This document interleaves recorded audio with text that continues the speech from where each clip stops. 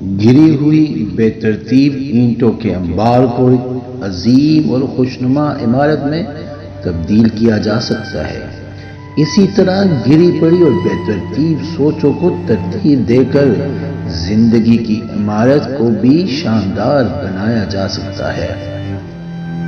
جس کی اپنی خودی بیدار نہیں، وہ خودی کا درس کیا دے گا؟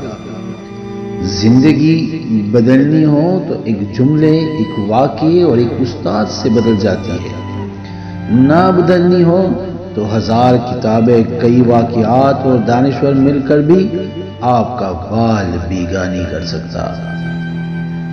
آپ کی زندگی میں ایک انسپریشن ایسی ہونی چاہیے جو سب کچھ بدل کر رکھ دے۔